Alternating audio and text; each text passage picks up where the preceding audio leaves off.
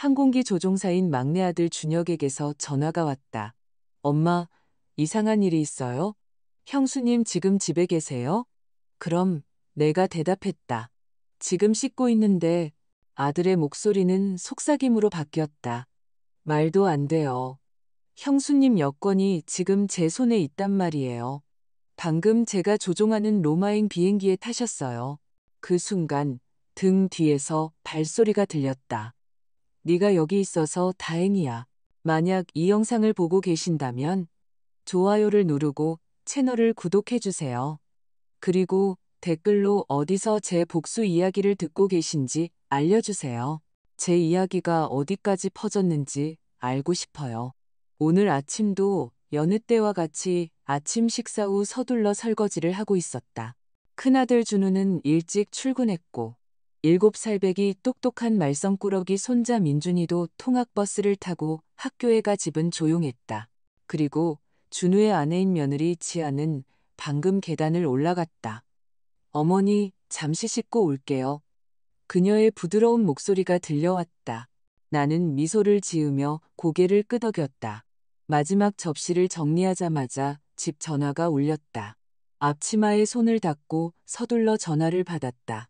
수화기 너머로 막내 아들 준혁의 밝고 젊은 목소리가 들려왔다. 엄마, 그냥 안부 전화드렸어요. 공항에서 경유하는 동안 잠깐 시간이 났거든요.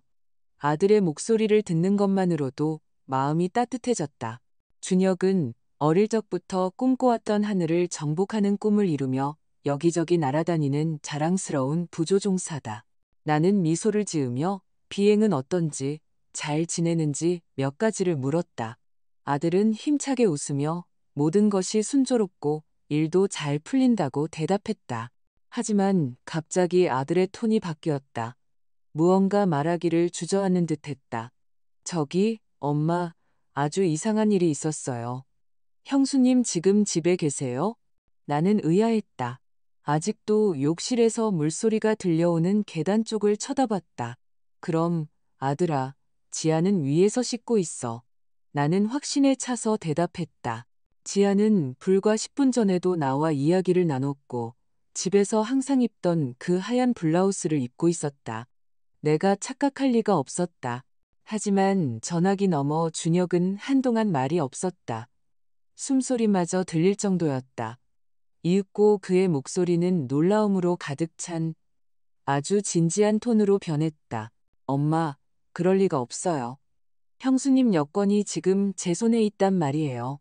방금 제가 조종하는 로마행 비행기에 타셨어요. 나는 아들이 분명 착각했을 거라 생각하며 웃음을 터뜨렸다. 아이고, 아들아, 뭘 잘못 봤겠지. 내가 방금 지아를 봤는데 씻으러 간다고까지 했어. 나는 아들을 안심시키려 차분히 설명했지만 그는 웃지 않았다. 그는 평소처럼 대답하지 않았다. 머릿속에서 이야기를 정리하려는 듯 느릿한 목소리로 내게 말했다. 모든 승객이 탑승한 후 잊어버린 서류를 찾으러 달려나갔다가 우연히 탑승구 근처에 떨어진 여권을 발견했다고 했다. 처음에는 공항 직원에게 주려고 했지만 누구의 것인지 확인하기 위해 여권을 열어본 순간 얼어붙었다고 했다. 사진은 지아의 것이었고 그녀의 이름이 선명하게 적혀 있었다. 착각할 여지가 없었다. 심장이 더 빨리 뛰기 시작했지만 나는 침착함을 유지하려 애썼다. 확실하니 준혁아? 다른 사람 여권일 수도 있잖아. 불안한 마음이 싹 텄지만 나는 그렇게 말했다. 준혁은 한숨을 쉬었고 그의 목소리는 이제 당혹감과 확고함이 섞여 있었다.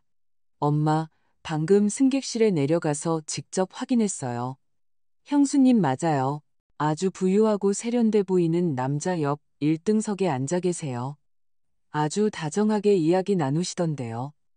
마치 연인처럼요. 준혁의 말은 비수처럼 꽂혔다. 나는 수화기를 꽉 쥔 채 굳어버렸다. 머릿속이 핑핑 돌았다. 연인처럼? 불가능했다. 방금 위층에서 지아의 목소리를 들었. 이 집에서 그녀를 직접 봤다. 바로 그때 욕실의 물소리가 멈췄다. 방문이 열리는 소리가 들리고 지아의 목소리가 계단을 따라 내려왔다. 부드럽지만 나를 깜짝 놀라게 할 만큼 충분히 큰 목소리였다. 어머니, 누구랑 통화하세요? 나는 정신이 아찔했다. 심장이 너무 세게 뛰어 가슴 밖으로 튀어나올 것 같았다. 아, 친구야. 나는 떨리는 목소리로 서둘러 대답하고는 아직 머리가 젖은 채 계단에서 고개를 내미는 지아의 시선을 피해 재빨리 거실로 들어갔다. 문을 닫고 긴장한 티를 내지 않으려 했으며 전화기에 속삭였다. 준혁아, 방금 지아 목소리를 들었어. 여기 있어. 막 씻고 나왔어. 네가 착각한 거 아니니? 전화기 너머 준혁은 다시 침묵했다. 그리고 그의 목소리는 더 단호해졌다. 엄마, 불가능해요. 지금 이 비행기 안에 제 바로 앞에 계세요. 똑똑히 보고 있다고요. 나는 할 말을 잃고 머릿속이 하얘졌다. 거의 떨어뜨릴 뻔한 수화기를 떨리는 손으로 내려놓았다.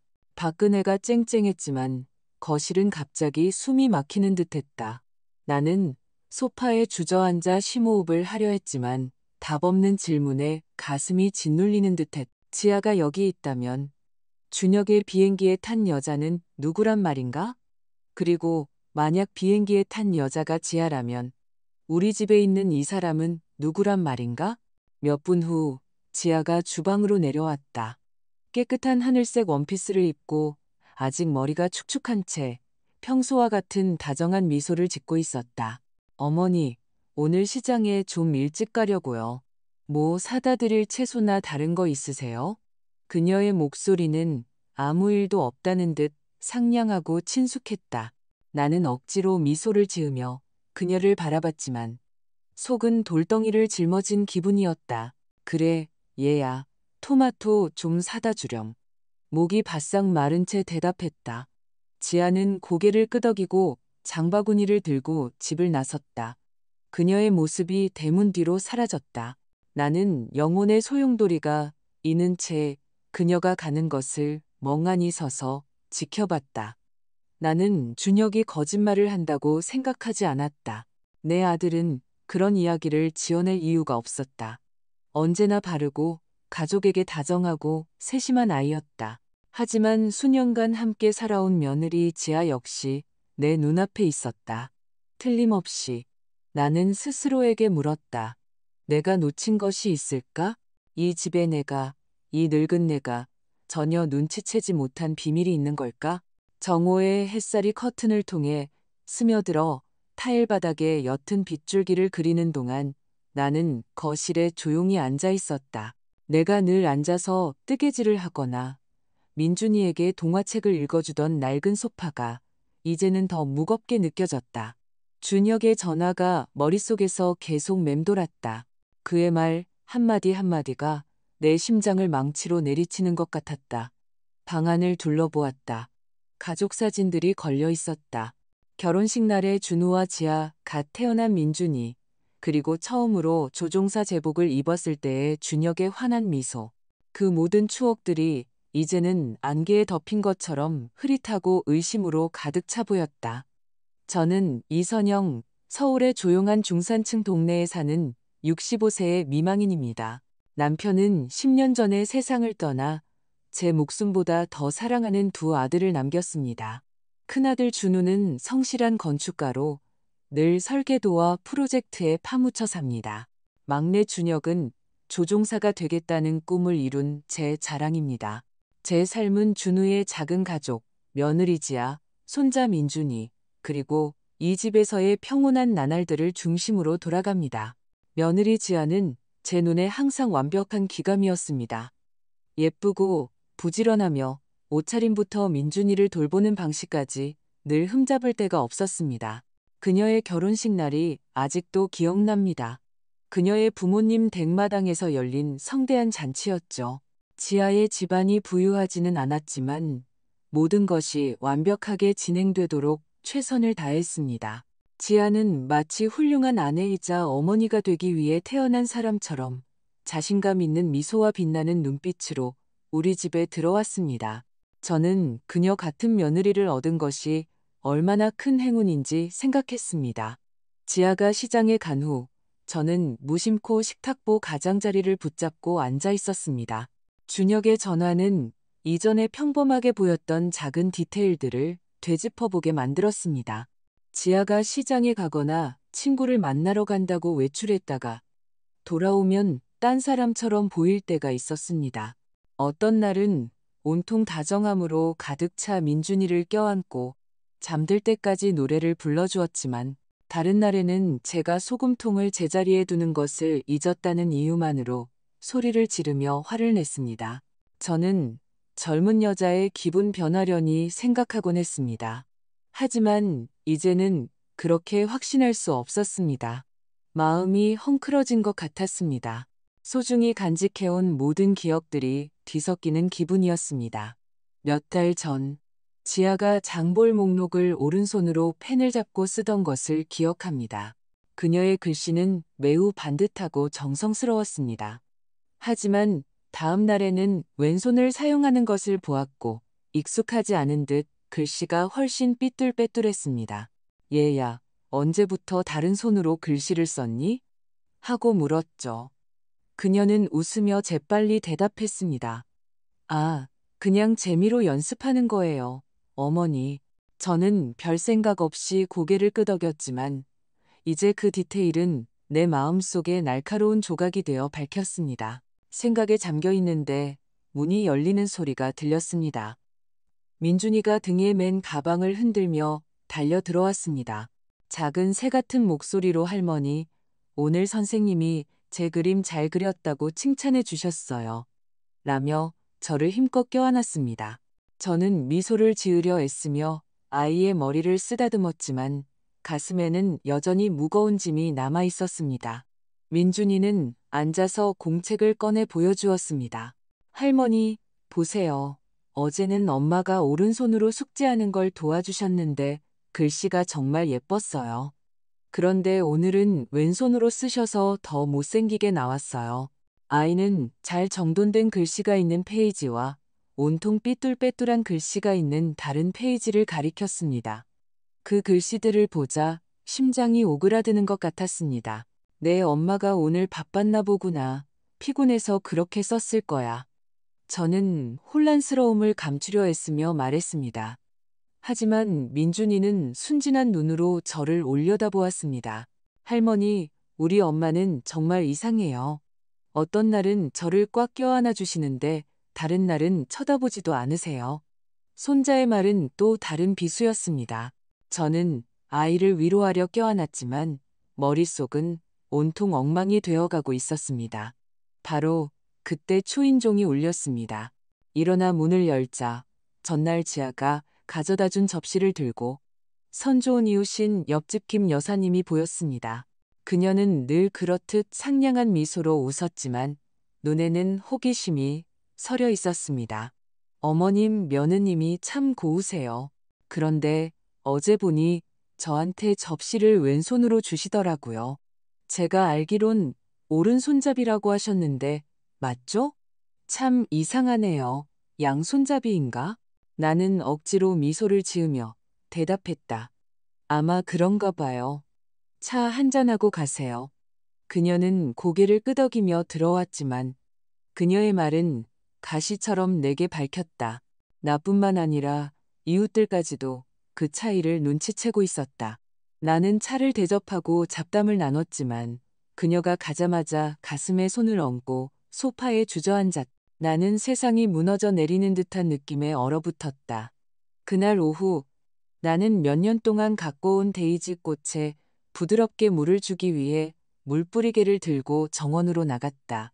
해가 지기 시작하고 나무 그림자가 마당에 길게 드리워졌지만 내 마음은 평화를 찾지 못했다. 민준이의 말, 김 여사님의 말, 그리고 전화기 너머 준혁의 단호한 목소리가 잔잔한 호수에 던져진 조약돌처럼 계속해서 머릿속을 맴돌며 멈추지 않는 파문을 일으켰다. 식물에 물을 주면서도 내 마음은 딴 데가 있었다. 내가 너무 늙어서 우리 집에서 일어나는 이상한 일들을 눈치채지 못하는 걸까? 아니면 내가 항상 꿈꿔왔던 행복한 가정을 믿고 싶어서 일부러 눈을 감고 있었던 걸까? 지아는 장바구니를 들고 시장에서 돌아왔다. 하지만 내 눈길을 끈 것은 그녀가 바구니를 왼손으로 들고 있다는 점이었다. 나는 지아가 채소를 썰기 위해 칼을 잡는 법부터 민준이의 머리를 빗겨주는 법까지 항상 오른손을 사용했던 것을 똑똑히 기억했다. 나는 그녀가 부엌 식탁에 바구니를 놓는 것을 지켜보며 낮은 목소리로 물었다. 뭘 사왔니, 지아야? 내 목소리는 자연스럽게 들리려 애썼지만 속에서는 의심의 파도가 커지고 있었다. 그녀는 미소를 지으며 매우 공손하게 대답했다. 네, 어머니. 토마토랑 고수, 그리고 신선한 생선을 사왔어요. 저녁에 어머님이 좋아하시는 생선구이를 해드릴게요. 괜찮으세요? 그녀의 목소리는 언제나처럼 부드러웠지만 나는 그녀의 손을 보지 않을 수 없었다. 왼손? 아니, 오른손이었다. 나는 고개를 끄덕이고 식탁을 닦는 척하며 돌아섰다. 하지만 심장은 세차게 뛰고 있었다. 내가 상상하는 걸까? 아니면 이 작은 디테일들이 내게 무언가를 말해주려는 걸까? 저녁 식사 시간에 온 가족이 식탁에 모였다. 준우는 긴 하루 일과에 지쳐 있었지만 그래도 민준이에게 미소를 지으며 학교에서 어땠는지 물었다. 지아는 천천히 우아하게 식사를 했고 심지어 준우를 향해 여보, 다음 주에 민준이 학부모 총회 있으니까 그날은 시간 비워두세요 라고 상기시켜주기까지 했다. 나는 내가 그토록 자랑스러워했던 며느리를 찾으려 했으며 그녀를 바라봤지만 내 머릿속에서는 준혁의 목소리가 계속 울려 퍼졌다. 남자 옆 1등석에 앉아 있어요. 나는 입술을 깨물며 불안감을 삼키려 했지만 목에 돌이 걸린 것 같았다. 불과 사흘 후 모든 것이 달라졌다. 민준이가 저녁 식사 중에 물컵을 엎질러 식탁보 전체에 물이 튀었다. 나는 재빨리 행주를 가져와 닦으며 웃었다. 괜찮아, 아가. 그냥 조심하면 돼. 하지만 그의 맞은편에 앉아있던 지아는 갑자기 눈살을 찌푸리며 퉁명스러운 목소리로 말했다. 민준아, 왜 이렇게 칠칠치 못하니? 좀 더 조심해. 나는 어안이 벙벙해서 준우를 쳐다봤다. 그도 눈살을 찌푸리며 낮은 목소리로 말했다. 지아야, 그냥 사고였잖아. 그녀는 눈에 분노의 불꽃을 튀기며 돌아섰다. 당신은 항상 제 편만 들지. 그럼 난 이 집에서 나쁜 사람만 되는 거고. 식탁의 분위기는 무거워졌다. 민준이는 눈물이 그렁그렁한 채 고개를 숙였다. 나는 깊은 아픔을 느끼며 아이를 껴안았다. 불과 며칠 전만 해도 지아는 다정하게 학교 얘기를 상기시켜 주더니 이제는 완전히 다른 사람 같았다. 나는 그의 옆에 조용히 앉아 머릿속에 조각들을 맞추려 애썼다. 오늘은 짜증이 나 있고 그 전날은 사랑스러웠다. 오늘은 왼손을 쓰고 그 전날은 오른손을 썼다. 이 작은 차이들이 하나하나 내 마음속에 쌓여가고 있었다. 아직 완성되지 않은 퍼즐 조각들처럼. 나는 진정해야 한다고 스스로에게 말했지만 지아를 볼 때마다 낯선 사람처럼 느껴졌다. 마치 수년간 함께 살아온 며느리가 아닌 것처럼. 며칠 후 나는 민준이를 학교에 데려다 주었다. 우리가 늙었던 돌길을 걸을 때 아이는 내 손을 잡았다. 갑자기 아이가 멈춰서서 나를 보며 슬픈 목소리로 말했다. 할머니, 어제 엄마가 글씨 쓰는 법을 가르쳐 주셨는데 정말 인내심이 많으셨어요. 글씨도 예쁘게 나왔고요. 그런데 오늘은 제 숙제를 쳐다보지도 않으셨어요. 저 혼자 하라고 하셨어요. 나는 그의 맑은 눈을 보기 위해 몸을 숙였고 가슴이 찢어지는 것 같았다. 네 엄마가 바빴을 거야, 아가. 슬퍼하지 마 라고 말했지만 목소리가 떨렸다. 민준이는 고개를 끄덕였지만 그의 눈에는 여전히 실망감이 가득했다. 나는 거대한 무력감을 느끼며 아이를 껴안았다. 겨우 7살인데 나조차도 이해할 수 없는 일을 어떻게 이해하겠는가? 그날 밤 우리는 다시 저녁 식사를 위해 앉았다. 갑자기 지아가 가방에서 작은 수첩을 꺼내 왼손으로 무언가를 쓰기 시작했다. 음식을 담고 있던 준우가 갑자기 웃었다. 어이, 언제부터 왼손잡이가 됐어? 되게 어색해 보이네. 지아는 입가에 억지 미소를 지으며 글씨 쓰기를 멈췄다. 아, 그냥 한번 해보는 거야, 여보. 그녀는 재빨리 수첩을 가방에 넣었지만 나는 그녀의 눈에 스치는 당황의 빛을 알아차렸다. 준우는 고개를 저으며 더 이상 아무 말도 하지 않았다. 하지만 그 역시 무언가 이상하다는 것을 눈치챘다는 것을 알았다. 나는 숟가락을 꽉 쥔 채 심각한 표정을 유지하려 했으며 앉아 있었지만 속에서는 의심이 불길처럼 타올랐다. 어느 날 아침 나는 빈 양념통을 들고 늘 가던 돌길을 건너 옆집 김 여사님 댁으로 갔다. 지아가 몇 주 전 준우가 좋아하는 김치찌개를 끓인다며 빌려갔던 것이었다. 문을 두드리자 김 여사님이 언제나처럼 상냥한 미소로 문을 열어주셨다.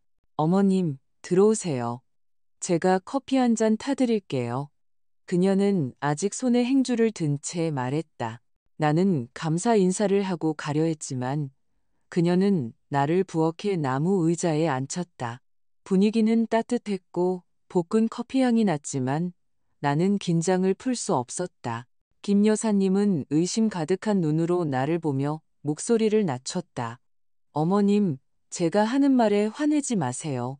며느님 성격이 좀 변한 것 같아요. 어떤 날은 아주 반갑게 인사하고 제 아이들 안부까지 물어보는데 어제는 이 앞을 지나가면서 제가 손을 흔들었는데도 못 본 척 하더라고요. 마치 저를 모르는 사람처럼요. 김 여사님의 말은 내 혼란스러운 마음의 호수에 또 다른 돌멩이를 던지는 것 같았다. 나는 억지로 미소를 지으며 대답했다. 바빴나 보죠. 요즘 젊은이들이 다 그렇잖아요. 하지만 속은 엉망이었다. 김 여사님은 함부로 말하는 분이 아니라는 것을 알고 있었다.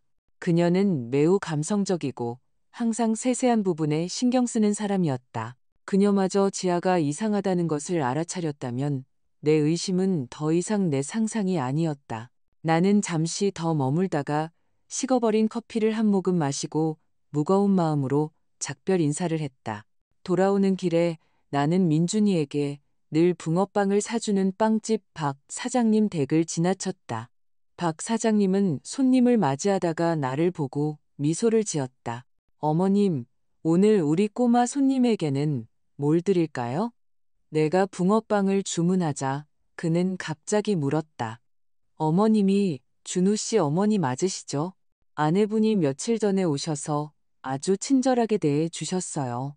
제 빵이 정말 맛있다고까지 하셨는데 그런데 오늘 아침에 다시 오셨는데 표정이 영 안 좋더라고요.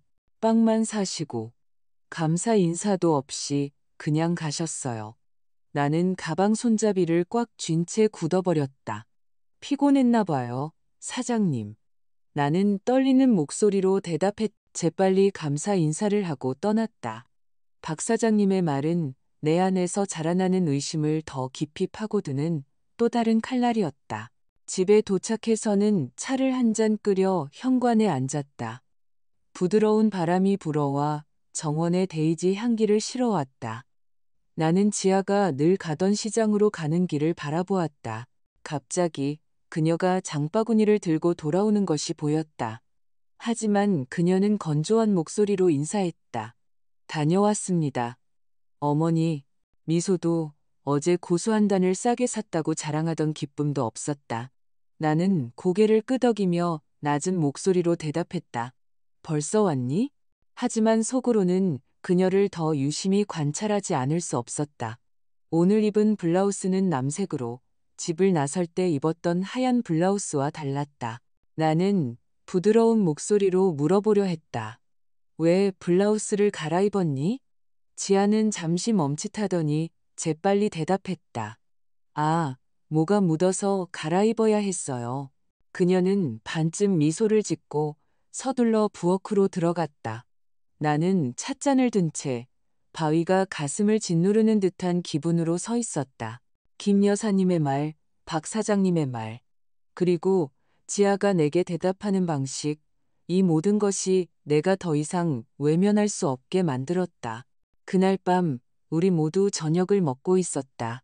민준이는 밝은 목소리로 학교 이야기를 했지만 나는 지아가 다른 때와 달리 대답 없이 고개만 끄덕이는 것을 알아차렸다.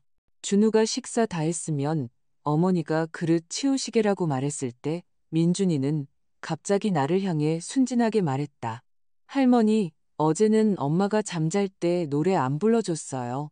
그저께는 할머니가 항상 불러주시는 그 옛날 노래를 불러줬는데 정말 듣기 좋았어요.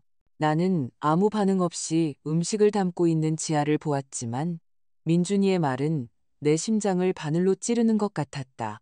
그 자장가, 내가 준우와 준혁에게 불러주던 그 노래.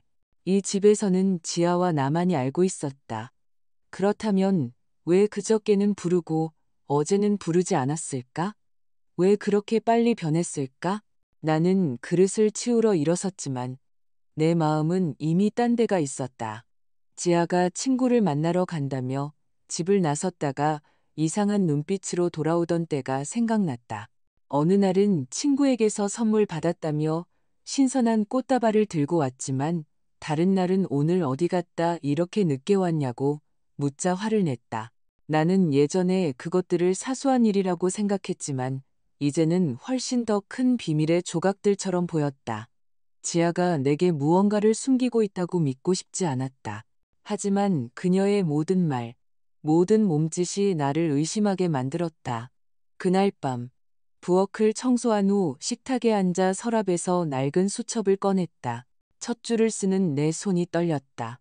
오후 3시, 지하 시장 감, 오후 6시 귀가, 남색 블라우스 착용, 태도 까칠함. 내가 무엇을 하고 있는지 몰랐지만 더 이상 아무 일도 없는 척할 수 없다는 것을 알았다. 계속해서 썼다. 어제는 민준이에게 자장가 불러줌, 다정함. 오늘은 차가움, 노래 안 불러줌. 모든 단어는 무거운 획 같았다. 마치 내 의심을 현실에 새기는 것 같았다. 내 낡은 수첩은 이제 지하에 대한 메모로 가득 찼다. 모든 글자는 내 의심의 조각이었고 감히 쳐다볼 수 없는 그림을 그리는 것 같았다. 나는 무거운 마음으로 수첩을 보며 부엌에 앉아 있었다. 이 모든 생각을 더 이상 혼자 간직할 수 없었다.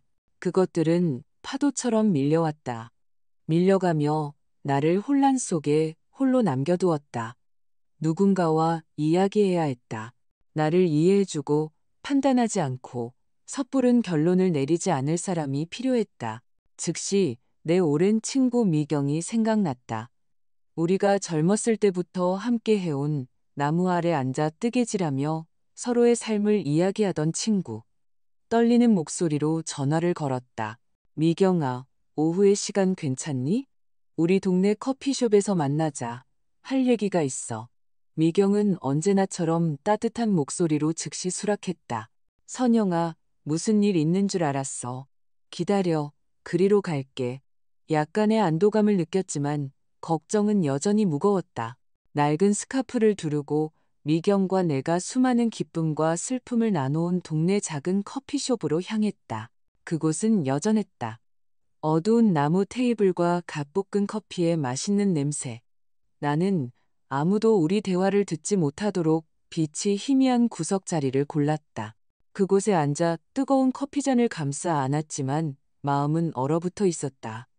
이 모든 의심을 어떻게 털어놓을까? 내 며느리를 의심하고 있다는 것을 어떻게 감히 인정할 수 있을까? 미경은 가벼운 스웨터를 입고 신선한 채소가 담긴 가방을 든 채 도착했다. 그녀는 앉아서 예리하지만 다정한 눈빛으로 내 눈을 똑바로 쳐다봤다. 선영아, 내 얼굴만 봐도 알아. 무슨 큰일 있구나. 어서 털어놔. 뭐가 널 그렇게 힘들게 하니?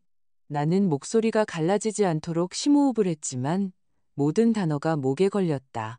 나는 모든 것을 요약해서 이야기했다. 공항에서 준혁이 건전와 지하의 여권, 비행기에서 본 그녀와 똑같이 생긴 여자, 그리고 글씨 쓰는 손이 바뀌는 것부터 하루아침에 변하는 그녀의 기분까지 내가 기록한 모든 작은 디테일들. 나는 가방에서 수첩을 꺼내 그녀에게 건넸다. 봐, 여기 다 적어놨어. 내가 상상하는 건지 모르겠지만 더 이상 모르는 척할 수가 없어. 미경은 눈살을 찌푸리며 페이지를 넘겼다. 그녀는 내 떨리는 글씨를 손가락으로 짚어가며 천천히 읽었다. 너 모든 걸 다 봤구나. 그녀가 진지한 목소리로 말했다. 나갔다 돌아올 때마다 딴 사람 같네. 넌 뭐라고 생각해? 나는 커피잔을 꽉 쥐며 고개를 저었다. 모르겠어, 미경아. 그냥 무서워. 지아가 뭔가를 숨기고 있을까봐 무서워. 내가 더 파고들면 우리 가족이 깨질까봐 무서워. 하지만 멈출 수가 없어. 진실을 알아야 해. 준우를 위해서, 민준이를 위해서. 미경은 컵을 테이블에 내려놓고 결연한 눈빛으로 나를 보았다. 우리 여자들은 쉽게 속지 않아, 선영아. 내 직감이 뭐라고 말하니? 난 여기에 뭔가 있다고 확신해. 넌 이 일의 진상을 밝혀야 해. 나는 망설였고 목소리는 속삭임이 되었다. 하지만 내가 그녀를 잘못 판단하고 있다면? 준우에게 상처를 주면 어떡하지? 미경은 단호하게 내 말을 끊었다. 내 직감을 믿어. 진실을 밝히지 않으면 넌 평생 의심 속에서 살게 될 거고, 그렇게 되면 민준이나 준우를 지킬 수 없어. 바로 그때 시장에서 채소를 파는 내가 아는 아주머니가 커피숍에 들어왔다. 나를 알아보고 미소를 지었다. 어머님, 이런 우연이. 지난주에 시장에서 며느님을 뵈었는데 아주 친절하게 인사하시더라고요. 요리하신다고 고수도 한 단 더 사가셨는데, 그런데 오늘 아침에 다시 지나가시는데 아주 심각한 표정으로 인사도 안 하고 채소만 사서 가셨어요. 며느님한테 무슨 일 있으세요?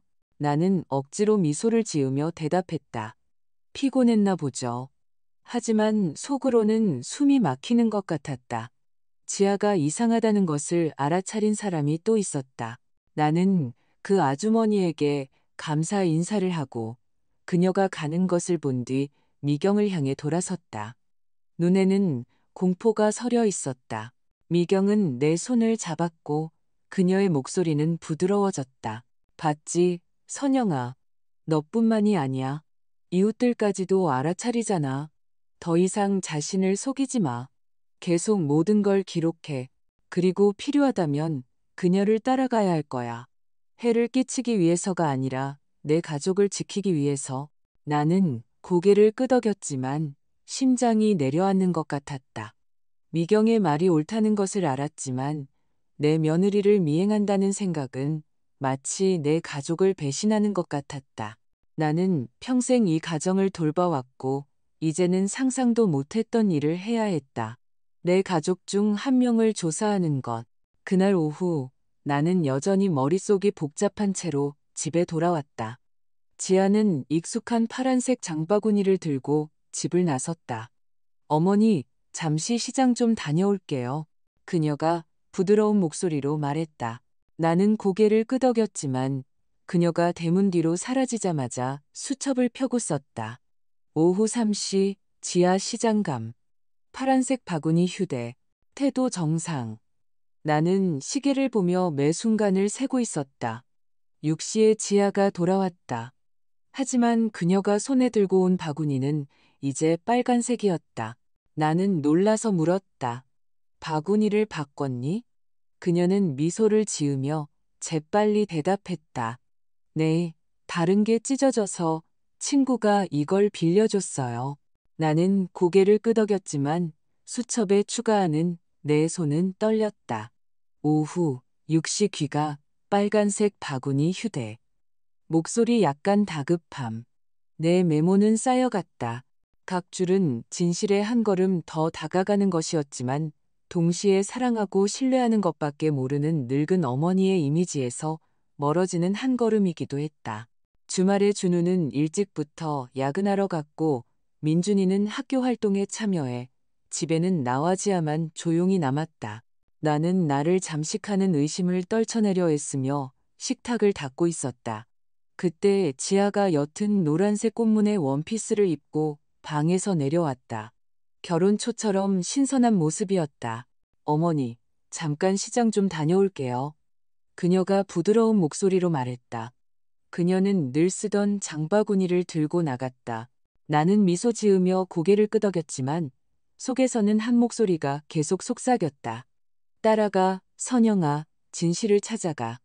나는 두 번 생각하지 않았다. 낡은 스카프를 집어 얼굴을 약간 가리고 조용히 집을 나서 지하 뒤에서 안전거리를 유지했다. 햇볕은 강렬했고 등은 땀으로 흠뻑 젖었지만 상관없었다. 그녀가 정말 어디로 가는지, 무엇을 하는지 알고 싶을 뿐이었다. 지아는 시장으로 가는 돌길을 빠르게 걸었지만 갑자기 늘 가던 오른쪽으로 돌지 않고 왼쪽으로 꺾어 공장지대 뒤에 골목으로 향했다. 집들은 낡고 서로 붙어 있었으며 벽은 페인트가 벗겨지고 지붕은 녹슨 양철판이었다. 나는 심장이 터질 듯이 뛰는 채 걸음을 늦추고 인도에 세워진 자전거 뒤에 숨으려 애썼다. 지아는 뒤돌아보지 않고 계속 걸었다. 그녀는 햇빛이 거의 닿지 않는 더 좁은 골목으로 들어갔다. 나는 한 남자가 너트를 조이는데 열중하고 있는 정비소 뒤에 숨었다. 나는 지아가 낡은 나무 문 앞에 멈춰 서서 조용히 노크한 뒤 안으로 들어가 사라지는 것을 보았다. 나는 숨을 헐떡이며 머리가 핑핑 도는 채 그곳에 서 있었다. 내 며느리가 저기서 뭘 하는 걸까? 여긴 시장도 아니고 그녀가 언급했던 친구 집도 아니었다. 저기까지 걸어가서 문을 두드리고 직접 물어보고 싶었지만 발이 땅에 붙은 것 같았다. 나는 진실이 두려웠다. 내가 곧 발견하게 될 것이 모든 것을 부숴버릴까봐 두려웠다.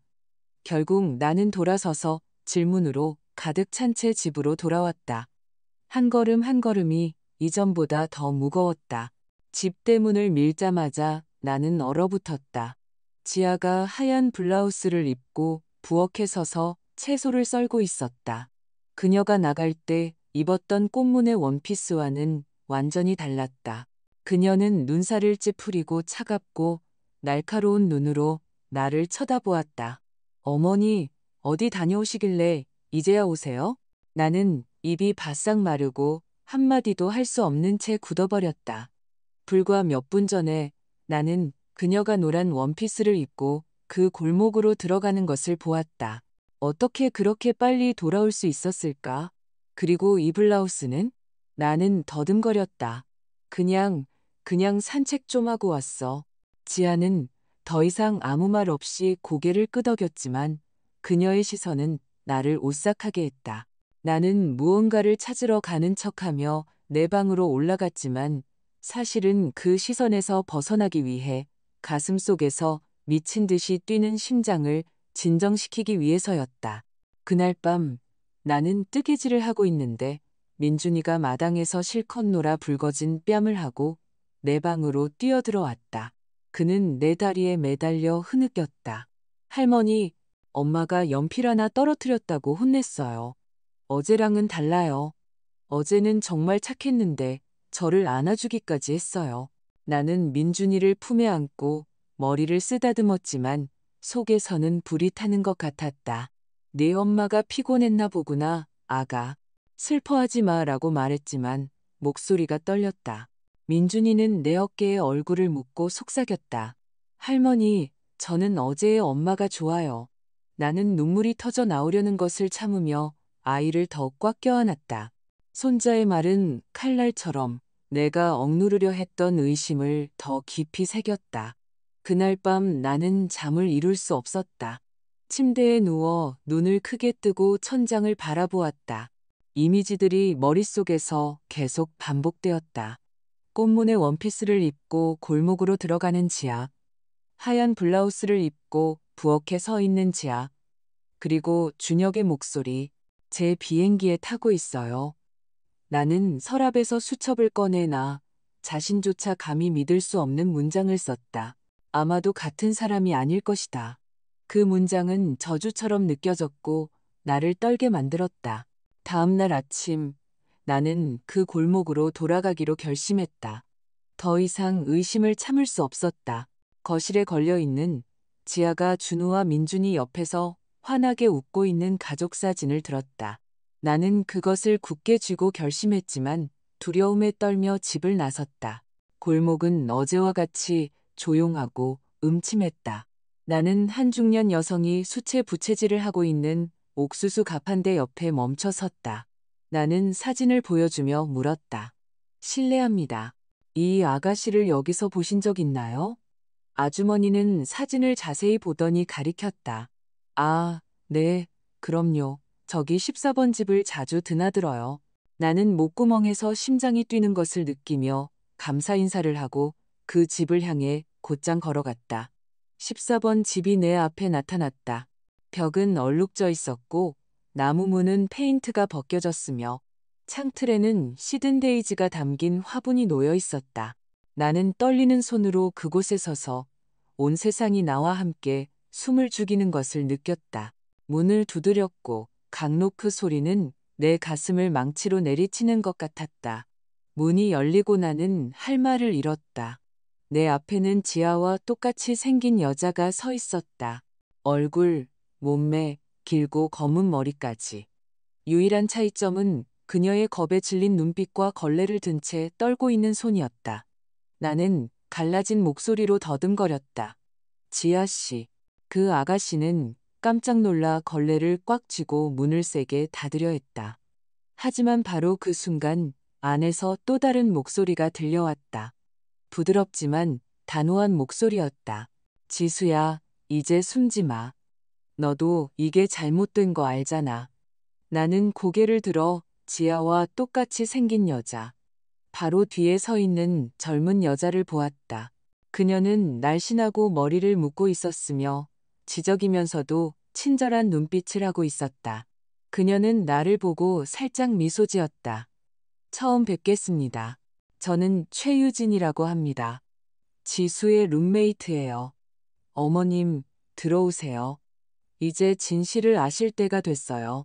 나는 다리가 떨리지 않도록 심호흡을 하고 그 비좁은 양철집 안으로 들어갔다. 벽은 얼룩져 있었고 시멘트 바닥은 갈라져 있었으며 옅은 소독약 냄새가 공중에 떠다녔다. 한쪽 구석에서는 한 노인이 낡은 간이 침대에 누워 낡은 담요를 덮고 희미하게 기침하고 있었다. 공간이 나를 짓누르는 것 같았지만 나는 유진이 가리킨 나무 의자에 걸어가 앉았다. 지아와 똑같이 생긴 여자는 고개를 숙였고 그녀의 목소리는 겨우 속삭임에 가까웠다. 죄송합니다. 저는 지아가 아니에요. 제 이름은 지수예요. 나는 머릿속이 소용돌이 치는 채 아무 말도 할 수 없이 그녀를 바라보았다. 지수.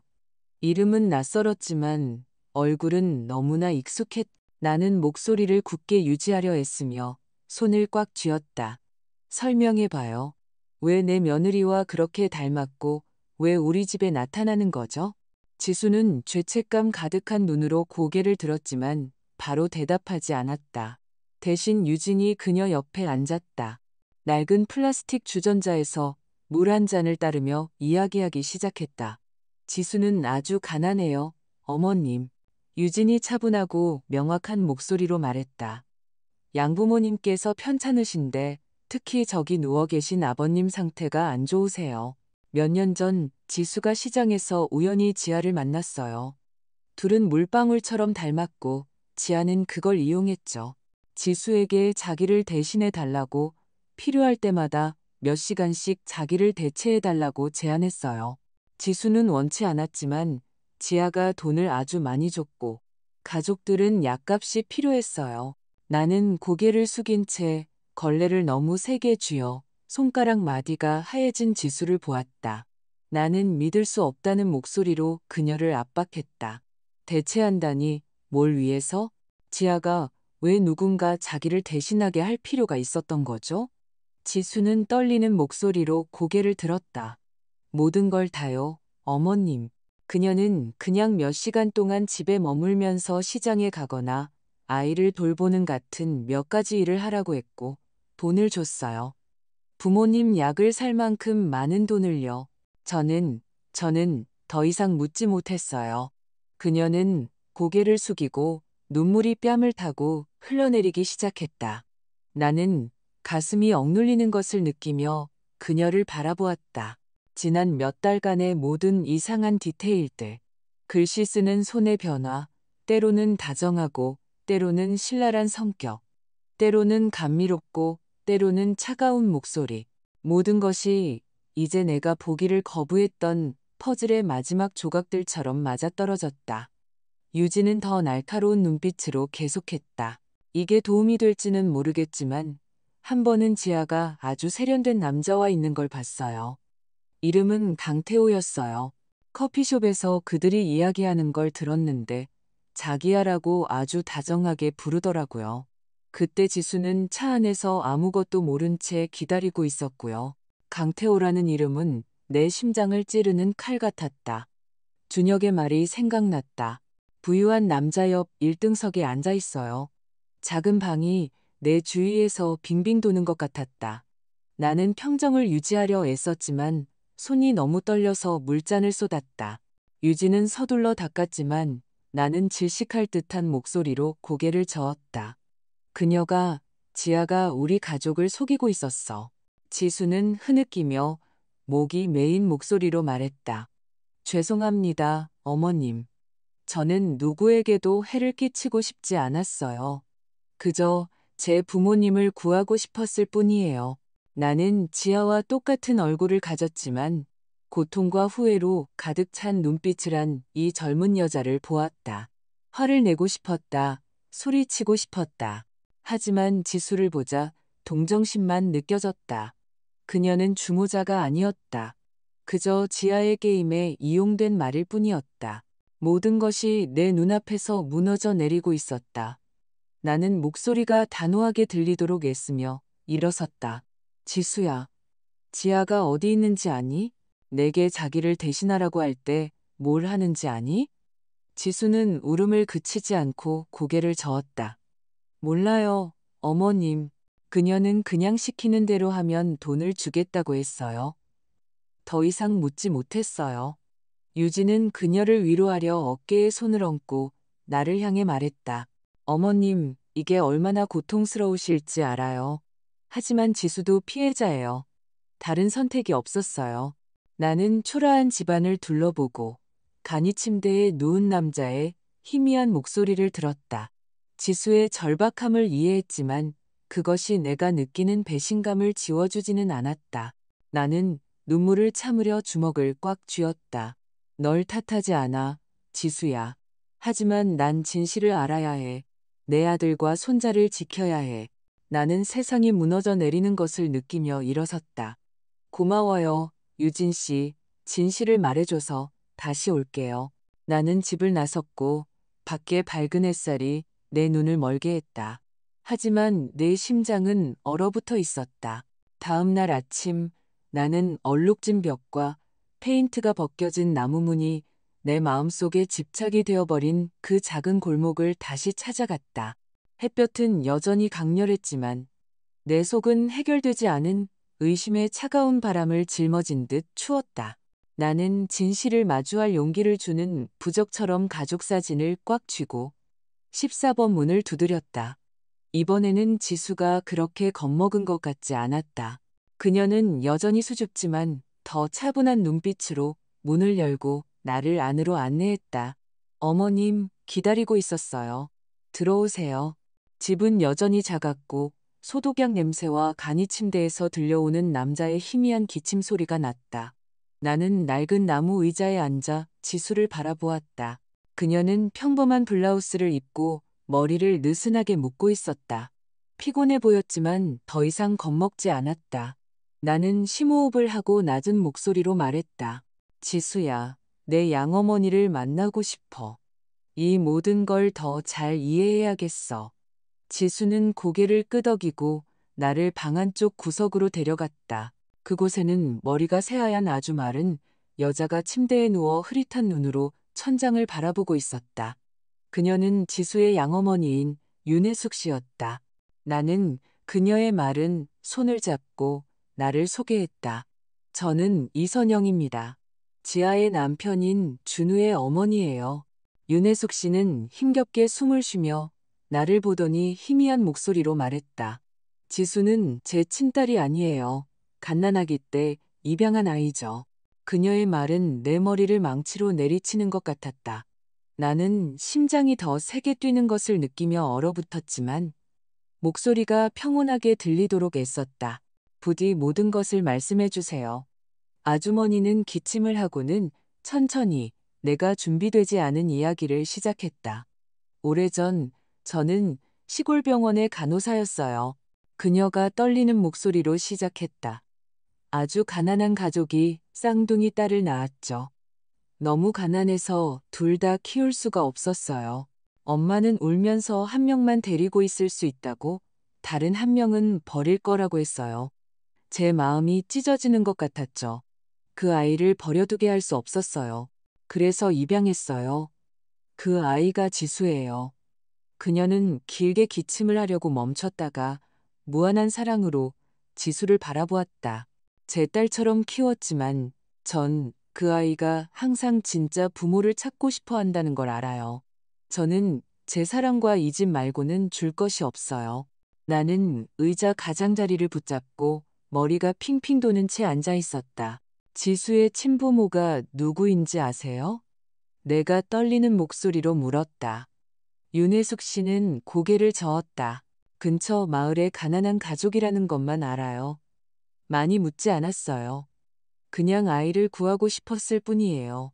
나는 지수를 보았고 그녀가 고개를 숙인 채 눈물을 흘리는 것을 보았다. 어머님, 저는 제 친부모에 대해 아무것도 몰라요. 그녀가 목이 메인 목소리로 말했다. 하지만 지아를 만났을 때 어쩌면 그녀가 뭔가를 알지도 모른다고 생각했어요. 저랑 너무 닮았으니까요. 하지만 그것에 대해 아무 말도 해주지 않았어요. 나는 숨이 막히는 것 같았다. 나는 어떤 단서라도 찾을 수 있기를 바라며 윤혜숙 씨에게 낡은 서류를 보여달라고 부탁했다. 그녀는 낡은 나무 옷장을 가리켰다. 지수는 누렇게 변색된 종이 봉투를 꺼내 내게 주었다. 안에는 지수의 출생일이 적힌 병원 서류 사본이 있었다. 나는 그것들을 재빨리 읽었고 심장이 멎는 것 같았다. 지수의 출생일은 지아의 출생일과 정확히 같았다. 내가 준우와 결혼할 때 그녀의 서류에서 본 날짜였다. 나는 떨리는 손으로 서류를 잡고 지수를 보았다. 너와 지아는 쌍둥이 자매일 수도 있어. 내가 멍한 목소리로 말했다. 지수는 얼굴을 가리고 울음을 터뜨렸다. 그럼 지아가 제 언니라고요? 왜 아무 말도 안 했을까요? 왜 저한테 그런 짓을 시켰을까요? 나는 가슴이 찢어지는 듯한 마음으로 그녀를 바라보았다. 지아가 우리 집에 환하고 자신감 있게 들어와 완벽한 아내이자 어머니가 되기 위해 태어난 것 같았던 날들이 생각났다. 나는 그녀를 사랑했다. 그녀가 준우에게 행복을 가져다 줄 것이라고 믿었다. 하지만 이제 나는 그녀가 우리 가족을 속였을 뿐만 아니라 상상조차 하기 싫은 비밀을 숨기기 위해 자신의 쌍둥이 동생을 이용했다는 것을 알았다. 나는 일어서서 지수의 어깨에 손을 얹었고 내 목소리는 단호했지만 고통을 숨길 수는 없었다. 지수야, 오늘부터는 아무도 널 더 이상 이용하게 두지 않을 거야. 내 부모님 병간호를 도와줄게. 하지만 그 대가로 나와 협력해야 해. 이 진실을 밝혀내야 해. 준우를 위해서, 민준이를 위해서. 지수는 울음을 그치지 않고 고개를 끄덕였다. 도와드릴게요. 더 이상 이 거짓말 속에서 살고 싶지 않아요. 나는 그녀를 보았고 그녀의 눈에서 진심을 보았다. 그리고 처음으로 폭풍 속에서 희망의 빗줄기를 느꼈다. 나는 집을 나서서 혼란스러운 마음으로 골목을 걸었다. 사람들이 물건을 사고 웃는 시끄러운 시장을 지나쳤다. 하지만 내 머릿속에서는 윤혜숙 씨의 말이 종소리처럼 울렸다. 두 쌍둥이, 한 명은 버려지고 다른 한 명은 키워졌다. 그리고 이제 그들의 운명이 우리 가족 안에서 교차했다. 나는 폭풍이 휩쓸고 간 들판처럼 엉망이 된 마음으로 집에 돌아왔다. 지아와 지수에 대한 진실, 쌍둥이의 비밀은 내 가슴을 짓누르는 바위였다. 나는 내가 준비되지 않은 갈림길에 서 있었다. 우리 모두를 속인 내 며느리와 마주하고 준우와 민준이 앞에서 진실을 밝히는 것. 그날 밤 나는 준혁에게 전화했다. 내 심장은 떨렸지만 목소리는 단호했다. 준혁아, 내일 밤에 집으로 와야 해. 네가 명확히 해줘야 할 것들이 좀 있어. 준혁은 놀랐다. 그의 목소리에서 걱정이 느껴졌다. 엄마, 무슨 심각한 일 있어요? 나는 퉁명스럽게 말했다. 그냥 와, 아들아. 네가 필요해. 그리고 가능하다면 형수님 전자여권 기록 좀 가져와. 그는 더 이상 묻지 않았다. 그냥 네, 엄마, 갈게요 라고 말했다. 나는 전화를 끊고 온 세상이 무너져 내리는 것을 느끼며 앉아 있었다. 내일 밤은 이 가족 누구도 잊지 못할 밤이 될 것이라는 것을 알았다. 다음 날 나는 일찍 일어나 성대한 가족 저녁 식사를 준비했다. 식탁에 하얀 식탁보를 깔고 촛불을 켰다. 준우가 좋아하는 김치찌개와 민준이가 항상 주문하는 생선구이를 요리했다. 이 저녁 식사가 특별하기를 바랐다. 축하하기 위해서가 아니라 이전과 이후를 가르는 표시를 하기 위해서였다. 나는 부엌에서 채소를 썰고 있었지만 마음은 딴 데가 있었다. 그 어두운 골목과 지수의 말 사이에서 준우를 위해 민준이를 위해 강해져야 한다고 스스로에게 말했다. 하지만 칼질 한 번 한 번이 내 심장을 베는 것 같았다. 어둠이 내리기 시작할 때 준우가 일에 지쳐 집에 도착했다. 차려진 식탁을 보고 놀랐다. 무슨 날이야? 왜 이렇게 음식을 많이 했어, 엄마? 나는 평온해 보이려 애쓰며 미소를 지었다. 그냥 다 같이 맛있는 저녁 먹고 싶어서. 앉아, 아들. 지아는 하늘색 원피스를 입고 부드러운 미소를 지으며 들어왔지만 눈빛에는 약간의 긴장감이 서려 있었다. 민준이가 달려와 내 다리를 껴안았다. 할머니, 생선 냄새 정말 좋다. 나는 목에 덩어리가 진 채 아이의 머리를 쓰다듬었다. 이 밤이 지나면 민준이의 순진한 미소는 다시는 그렇게 carefree하지 못할 수도 있다는 것을 알았다. 우리는 식탁에 앉았고 처음에는 분위기가 활기찼다. 준우는 직장 이야기를 했고 민준이는 학교에서 그린 그림에 대해 신나게 이야기했다. 지아는 가끔씩 맞장구를 치며 고개를 끄덕였지만 숟가락을 잡는 손이 약간 떨리는 것을 알아차렸다. 나는 심호흡을 하고 밖에서 기다리고 있던 준혁에게 신호를 보냈다. 그가 들어왔고 바로 뒤에 지수가 평범한 원피스를 입고 따라 들어왔다. 얼굴은 지아와 똑같았지만 눈빛에는 고뇌가 가득했다. 식탁에 있던 모두가 조용해졌다. 민준이는 지아와 지수를 혼란스럽게 번갈아 보며 순진하게 물었다. 왜 엄마가 두 명이에요? 준우는 창백해져서 숟가락을 떨어뜨렸고 지아는 벌떡 일어나 소리쳤다. 이게 다 무슨 짓이에요? 어머니? 나는 떨리지 않으려 식탁 가장자리를 붙잡고 일어섰다. 앉아라, 지아야. 나는 느리지만 단호한 목소리로 말했다. 모든 걸 명확히 해야겠어. 나는 이야기를 시작했고 모든 단어가 내 속을 찢어놓았다. 공항에서 준혁이 전화를 걸어 그녀가 로마행 비행기에 타고 있는 것을 보았을 때 그녀가 집에 있었음에도 불구하고 글씨 쓰는 손이 바뀌던 때 때로는 다정하고 때로는 신랄했던 그녀의 성격. 그리고 마침내 내가 지수를 만나 쌍둥이의 비밀을 발견한 그 골목 방문. 너와 지수는 쌍둥이 자매야. 나는 그녀의 눈을 똑바로 보며 말했다. 진실을 숨기기 위해 내 동생을 이용했지? 우리에게 말해봐. 진실이 뭐니? 지아는 종이처럼 하얗게 질린 얼굴로 떨고 있었다. 그녀는 자신을 변호하려 소리쳤다. 저를 모욕하려고 다 꾸며낸 이야기예요. 어떻게 감히. 하지만 준혁이 다가와 서류 뭉치를 테이블 위에 세게 내려놓았다. 이건 이탈리아 출입국 도장이 찍힌 전자여권 사본이야. 그가 단호한 목소리로 말했다. 집에 있으면서 동시에 로마로 날아갈 수는 없어. 지아는 입술을 꽉 다문 채 서류를 보며 아무 말도 하지 못했다. 그녀 옆에 앉아있던 민준이가 갑자기 순진하지만 고통에 찬 목소리로 끼어들었다. 맞아요, 할머니. 어떤 날 우리 엄마는 천사고, 어떤 날은 아주 나빠요. 저는 나쁜 엄마가 싫어요. 손자의 말은 비수 같았고 나는 울음을 참아야 했다.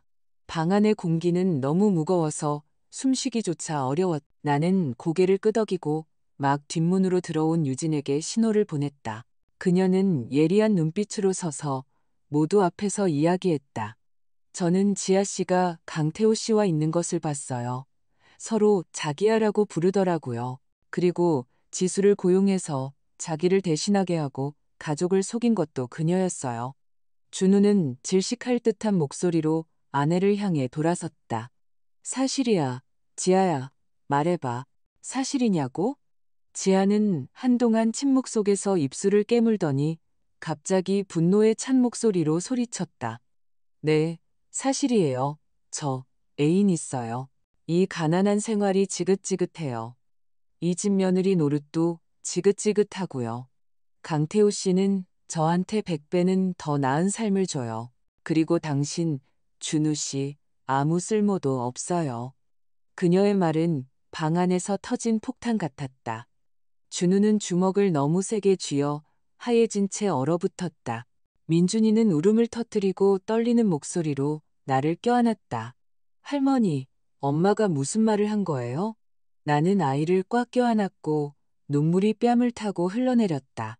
나는 가슴이 찢어진 채 지아를 보았다. 그녀는 후회의 기색 하나 없이 차가운 눈빛으로 서 있었다. 준우는 떨리는 목소리로 일어섰다. 지아야, 정말 그렇게 생각해? 그녀는 대답 없이 돌아섰다. 한쪽에서 조용히 있던 지수가 갑자기 낮은 목소리로 분명하게 말했다. 언니, 그렇게까지 상처 줄 필요는 없었어. 난 그냥 언니를 돕고 싶었을 뿐인데 이렇게까지 될 줄은 몰랐어.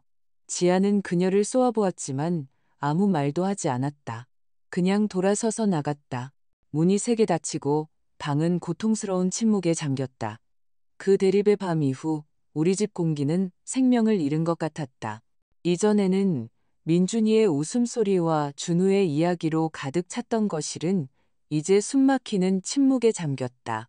나는 평생을 가족을 위해 살아왔지만 이제는 허리케인에서 막 살아남은 사람처럼 느껴졌다. 내가 그토록 아끼던 가정의 잔해 속에 서 있는 기분이었다. 지아는 그 쓰라린 말들을 내뱉고 떠나 준우에게는 텅 빈 시선을, 민준이에게는 순진한 눈물을 남겼다. 나는 모든 것이 영원히 변했다는 것을 알았다. 일주일 후 준우와 지아는 이혼을 위해 법원에 갔다. 나는 가지 않았지만 준우가 나중에 영혼을 잃은 듯 건조한 목소리로 내게 이야기했다. 엄마, 저나 민준이를 쳐다보지도 않았어요. 서류에 서명하고 그 남자랑 가버렸어요. 우리가 마치 존재하지 않았던 것처럼요.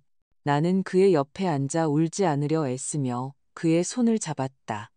지아는 민준이의 양육권도 요구하지 않았다. 마치 아이가 이미 실증난 연극의 일부였던 것처럼 내 마음은 준우뿐만 아니라 민준이 때문에 아팠다. 그렇게 버려질 자격이 없는 7살짜리 아이. 걱정 마, 아들아. 나는 떨리는 목소리로 말했다. 나는 항상 여기 있을 거고 민준이에게는 절대 사랑이 부족하지 않을 거야. 하지만 속으로는 이 상처가 치유되려면 오랜 시간이 걸릴 것이라는 것을 알았다. 준우는 무너졌고 말이 없어졌다. 일에만 몰두하거나 마당에서 노는 민준이를 앉아서 지켜볼 뿐이었다. 나는 아들을 보며 그의 눈에서 남편이 우리와 함께 있을 수 없다는 것을 알았을 때 마지막 날들에 보였던 똑같은 슬픔을 보았다. 그를 껴안고 모든 것이 괜찮을 거라고 말해주고 싶었지만 어디서부터 시작해야 할지 몰랐다. 다행히도 지수가 어둠 속의 작은 빛처럼 조용히 나타났다. 그녀는 매일 집에 왔다. 따뜻한 음식이 담긴 용기를 가져오고 민준이와 함께 앉아 놀아주고 이모, 우리 엄마 어디 갔어요? 라고 물을 때 눈물을 닦아주었다. 나는 지수를 보며 지아와 똑같은 얼굴이지만 완전히 다른 마음을 가진 것을 보았다. 그녀는 다정하고 인내심이 강했으며 항상 민준이를 웃게 만드는 방법을 찾았다. 어느 날 오후 나는 민준이가 밝은 목소리로 엄마 지수, 새 그리는 법 가르쳐 주세요 라며 지수를 껴안으러 달려가는 것을 보았다. 나는 심장이 오그라들며 놀랐다. 아이는 오랫동안 보지 못했던 걱정 없는 미소로 그녀를 엄마라고 불렀다. 지수는 웃으며 아이의 머리를 쓰다듬었다. 물론이지, 내 사랑. 하지만 내가 볼 수 있도록 아주 예쁘게 그려야 해. 나는 눈물이 흐르는 채 그곳에 서 있었다. 민준이의 순진한 말은 내 고통을 덜어주는 약 같았다. 나는 지수가 그 속임수에 나날 동안 지아를 대체했을 뿐만 아니라 진심 어린 마음으로 우리 가족의 일부가 되어가고 있다는 것을 알았다. 어느 날 밤 내가 부엌을 청소하고 있을 때 준우가 나를 거실로 불렀다. 그는 떨리는 손으로 작은 반지를 들고 서 있었다. 그의 시선은 긴장과 결의가 뒤섞여 있었다. 지수는 얼굴이 붉어지고 눈이 빛나며 그의 옆에 있었다. 준우는 무릎을 꿇었고 그의 목소리는 갈라졌다. 지수야, 더 이상 시간을 낭비하고 싶지 않아. 너는 나와 민준이에게 빛을 가져다 줬어. 내 아내가 되어주고 민준이의 엄마가 되어주겠니? 지수는 울음을 터뜨리며 마치 내 승인을 구하듯 나를 쳐다보았다. 나는 다가가서 그녀의 손을 잡고 부드럽게 고개를 끄덕였다. 넌 그럴 자격이 있어, 얘야. 넌 이미 오래전부터 이 가족의 일부였어. 그녀는 나를 껴안았다. 그녀의 눈물이 내 어깨를 적셨고 나는 그 순간이 우리 가족이 치유되기 시작하는 순간이라는 것을 알았다. 준우와 지수의 결혼식은 얼마 지나지 않아 열렸. 작지만 사랑으로 가득했다. 나는 마당에서 울타리에 묶인 붉은 장미를 보며 정장을 입고 아빠의 작은 들러리가 된 민준이의 웃음소리를 들었다. 준혁은 출장에서 돌아와 처음 조종사 제복을 입었던 날처럼 환한 미소로 형 옆에 섰다. 나는 뺨을 타고 흐르는 눈물과 함께 맨 앞줄에 앉았다. 그것은 상실의 눈물이 아니라 행복의 눈물이었다. 나는 소박한 웨딩드레스를 입고 준우의 손을 잡은 지수를 보며 우리 가족이 사기꾼을 잃은 후 진정한 마음을 찾았다는 것을 알았다. 그 후의 삶은 다시 평온을 되찾았다. 지수는 준우와 민준이를 온 사랑으로 돌보며 소박한 삶을 유지했다. 따뜻한 식사를 요리하고 내가 내 아들들에게 불러주던 똑같은 자장가로 민준이를 재웠다. 매일 밤 그녀는 준우 옆에 앉아 그의 설계도와 프로젝트에 대해 이야기하는 것을 자랑스러운 눈빛으로 들었다. 민준이는 더 이상 다른 엄마에 대해 묻지 않았다. 그저 환한 미소로 지수에게 안겨 엄마라고 불렀다. 나는 우리 가족을 보며 상처가 조금씩 아물어가는 것을 보았다. 늦은 밤 나는 현관에 앉았다. 정원에는 부드러운 바람이 불고 있었다. 안에서는 지수의 다정한 목소리와 섞인 민준이의 웃음소리가 들려왔다. 나는 엿보았고 준우가 일에 집중하는 동안 지수가 그에게 차 한 잔을 끓여 옆에 놓아주고 이마에 부드럽게 키스하는 것을 보았다. 나는 마침내 마음이 편안해지는 것을 느끼며 미소 지었다. 나는 첫 의심부터 준혁의 전화, 그리고 진실을 발견한 그 어두운 골목까지 내가 걸어온 긴 길을 생각했다. 진실은 잔인했지만 남편이 말하곤 했듯이 선영아, 진실은 너를 자유롭게 할 것이다. 그리고 그랬다. 진실은 우리를 해방시켰다.